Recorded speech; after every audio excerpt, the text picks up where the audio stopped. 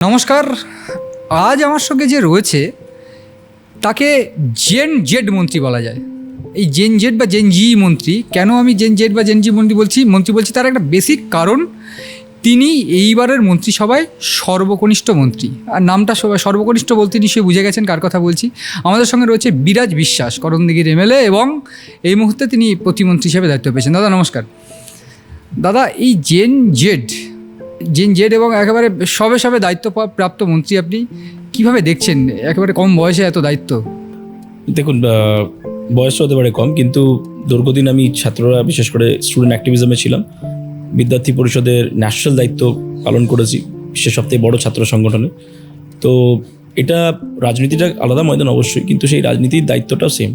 যে মানুষ যেটা অপেক্ষা করে আমাকে ভোটটা দিয়েছে, যে আশা রেখে আমাকে ভোটটা দিয়েছে, সেই আশাটাকে আমি যেন 100% এক্সিকিউট করতে পারি, সেটাই আমার এখন সেটাই আমার ফিলিং এখন বর্তমানে রেসপন্সিবিলিটিটা। দাদা, এবিভিপির রাজ্য সম্পাদক, তারপর সর্বভারতীয় স্তরে গিয়ে রাজনীতি, এই যে এবিভিপি, এই দলটা আপনার রাজনৈতিক জীবনে বা বলা ভালো আপনার ব্যক্তিগত জীবনে কী প্রভাব রাখছে বা রেখেছে? দেখুন, আমার যে চিন্তা ভাবনা বা আমার ব্যক্তিত্ব এই সংগঠনটাই তৈরি করেছে, যে দেশের জন্য ভালো, দেশের বা দশের জন্য চিন্তা করা এবং সমাজের জন্য চিন্তা করা। এটা আমার এসছে রাষ্ট্রীয় স্বয়ংসেবক সংঘ এবং আমার যে ছাত্র সংগঠন যেটার মধ্যে আমি ছিলাম, বিশেষ করে অখিল ভারতীয় বিদ্যার্থী পরিষদ, তার মাধ্যমে এসছে।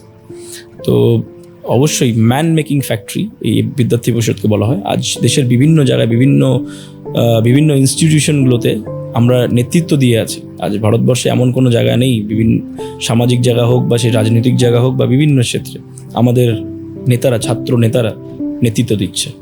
হ্যাঁ, মানে এবিভিপির তো অনেক নেতৃত্ব এইবারের মন্ত্রিসভাতেও জায়গা পেয়েছে, সেটা ইন্দ্রনীলদা রয়েছে, আপনি রয়েছেন। দাদা, আমার যে প্রশ্নটা গুরুত্বপূর্ণ প্রশ্ন এই এবিভিপি ইস্যুতে, সেটা হচ্ছে যে এবিভিপি বিভিন্ন জায়গায় দায়িত্ব সামলেছেন, এরপর মন্ত্রী হলেন, কিন্তু এই মন্ত্রিত্ব আর এই এবিভিপির সঙ্গে রাজনীতি দুটোর মধ্যে যেটা পার্থক্য, সেটা হচ্ছে অ্যাডমিনিস্ট্রেটিভ পার্থক্য। এই অ্যাডমিনিস্ট্রেটিভ পার্থক্যটা একেবারে উচ্চে গিয়ে কীভাবে গোছানোর প্ল্যান করছেন? দেখুন, কেউ শিখে আসে না, তো স্বাভাবিক অ্যাডমিনিস্ট্রেটিভ বিষয় কিছু, যে অ্যাডমিনিস্ট্রেটিভ বিষয়গুলো একটু কমপ্লেক্স হয়, তো সেগুলোর জন্য মিটিংস প্রয়োজন, সিনিয়র গাইডেন্স প্রয়োজন। আশা করি আমার যে সিনিয়র নেতৃত্ব থাকবে তারা গাইডও করবেন, আর নিজেও আমার শেখার খুবই আগ্রহ থাকে সব কিছুতেই। আইনজীবী ছিলাম, তো আমাদের আধা সময় চলে যেত পড়াশোনা, তো এটাও আমার একটা স্টাডির একটা সাবজেক্ট আমি নিয়ে হিসাবে করবো এটাকে। দাদা, 2021-এর ভোট পরবর্তী হিংসা, ডালখোলা রামনবমীতে হিংসা, এই ইস্যুগুলো আপনি বারবার করে রেস করেছিলেন এবং বারবার করে আপনি প্রশ্ন তুলেছিলেন এবং বিচার চেয়েছিলেন, কেন হচ্ছে এই বিষয়গুলো নিয়ে কথা বলেছিলেন। এইবার কি মনে হয় যে যেহেতু আপনি ক্ষমতা এসেছেন, মানুষ আপনাকে চুজ করেছে, দায়িত্ব দিয়েছে, এইবার এই যে ইস্যুগুলো রেস করার ক্ষেত্রে জায়গাটা কিছুটা একটু ওপেন ফিল্ড হয়ে যাবে, কিছুটা স্ট্রং হবে জায়গাটা? প্রথম কথা, এই ঘটনাগুলো আর পুনরাবৃত্তি তো হবেই না, তার রেস করার কোনো দরকার নেই। আমি আপনাকে দুদিন আগে আমি বলে দিচ্ছি, এখানে গতকালকে আমি কলকাতায় আসার আগে আরেকটা ডালখোলায় আরেকটা বিশেষ করে রামনবমী সংগঠিত হয়েছিল, ডালখোলার সাধারণ জনগণ। আচ্ছা। এবং আপনি বিশ্বাস করবেন না, যেই পাড়াতে এই দাঙ্গাগুলো লাগতো, সেখানকার জনবসতি মুসলমান সমাজ আমাদের সেই র্যালিটাকে ফুলের মালা দিয়ে স্বাগত জানিয়েছে। হ্যাঁ, আমি তো এটাও দেখছিলাম যে আপনি ক্ষমতায় এসেই বহু মুসলিম যারা ঘর ছাড়া ছিল, আপনি তাদেরকে ঘরে ফিরিয়েছেন। মানে একটা কথা আমার প্রশ্ন, সেটা হচ্ছে যে এই সরকার বিভিন্ন ক্ষেত্রে আমরা দেখেছি যে বিভিন্ন স্টেপ নিয়েছে, সেক্ষেত্রে অ্যাডমিনিস্ট্রেটিভ স্টেপ যদি বলি, ড্রাস্টিক অ্যাকশন, সেগুলো, কিন্তু সেই জায়গায় দাঁড়িয়ে আপনার এলাকাতে কিন্তু মুসলিমদের সংখ্যা বেশ খানিকটা, তাদের নিয়ে একত্রে চলার প্ল্যান আছে নাকি? কিভাবে তাদেরকে ভাবছেন, কিভাবে সাজাতে চাইছেন বিষয়টা? দেখুন, আমি বিশেষ করে যখন আপনি অ্যাজ অ্যান এমএলএ, আমি কোনো বিভেদ দেখি না, ধর্মের বিরুদ্ধে বিভেদ দেখি না। বলতে গেলে আমারও বন্ধুবান্ধব অনেক মুসলমান রয়েছে।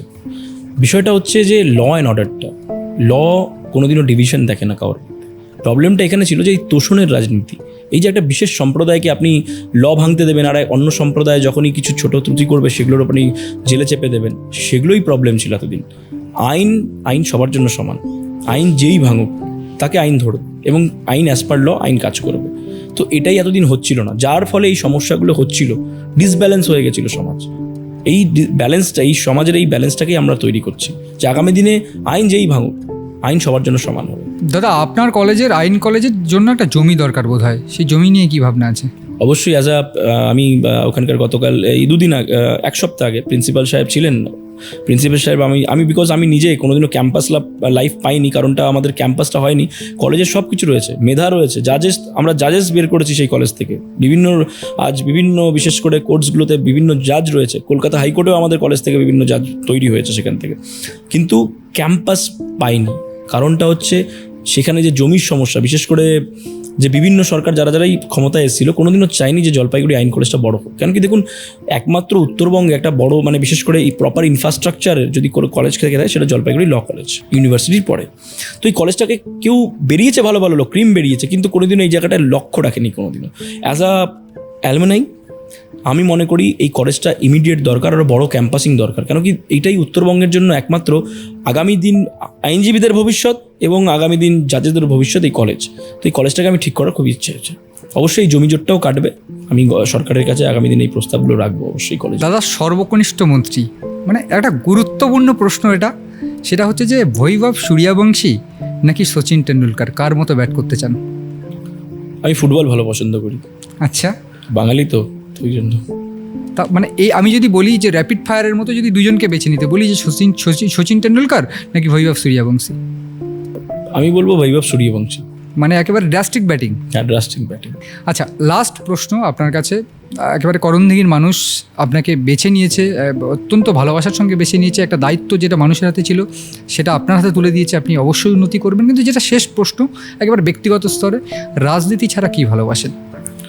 রাজনীতি ছাড়া আমি পশু পাখি ভালোবাসি, একটু হবি ছিল, কিন্তু এখন সময়ের অভাবে একটু আমার পশুদের টাইম দিতে পারি না। কিন্তু পড়াশোনাটা, রিডিংটাও ভালো লাগে, এখন রিডিংটাই বেশি করছি বেশিরভাগ। যখন ফ্রি টাইম থাকে তো একটু কিন্ডল খুলে একটু পড়াশোনা করে নিই। উত্তরবঙ্গের মন্ত্রী আপনি, উত্তরবঙ্গ আমাদের একেবারে সুন্দরী জায়গা, পাহাড় পছন্দ করেন? অবশ্যই, আমার স্কুলিং কিন্তু কার্শিয়াং থেকে, হ্যাঁ। Land of orchids. Land of orchids.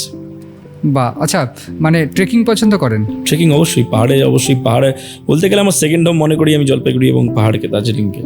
North বেঙ্গলকে represent করছেন যখন, এক্স্যাক্টলি দার্জিলিং কার্শিয়াংয়ের জন্য কি ফিরিয়ে দেবেন দার্জিলিং কার্শিয়াংকে?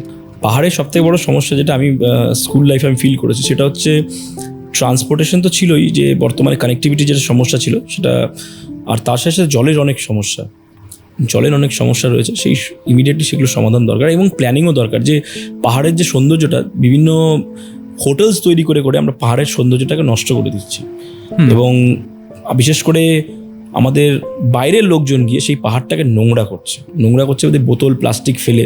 আমি মনে করি এই জায়গাগুলো একটু ধ্যান দেওয়া দরকার, বিকজ পাহাড়ের সৌন্দর্যটা কিন্তু ন্যাচারাল, যতটাই আমরা ন্যাচারাল রাখবো ততটাই ভালো লাগবে পাহাড়। দাদা, একদম শেষ প্রশ্ন আমার, একেবারে শেষ প্রশ্ন, সেটা হচ্ছে যে উত্তরবঙ্গ, দক্ষিণবঙ্গ, যেটাই হোক, পশ্চিমবঙ্গের সর্বোচ্চ শৃঙ্গ হচ্ছে সান্দাকফু। এই সান্দাকফু ট্রেকিং বা সান্দাকফু কি আপনি প্রমোট করবেন? অবশ্যই, এটা তো আমাদের তাজ। একদম তাজ সবসময় প্রমোট করার বিষয়, এটা আমাদের এজেন্ডার মধ্যেই রয়েছে। বাহ, উত্তরবঙ্গের একটা অন্যতম মন্ত্রী হয়েছেন তিনি সর্বকনিষ্ঠ মন্ত্রী, ব্যাট করতে চান একেবারে বৈভব সূর্যবংশীর মতো, একেবারে ড্রাস্টিক ব্যাটিং। তার উপর মানুষের প্রত্যাশা অনেক। সব মিলিয়ে এখন দেখার সাধারণ মানুষ তাকে যে দায়িত্ব দিয়েছে সেই দায়িত্ব তিনি কীভাবে পালন করবেন। তাকে শুভেচ্ছা জানাই আমরা, তার উপর অনেক প্রত্যাশা সবার আছে, আমাদেরও রয়েছে। নমস্কার বিরাজবাবু।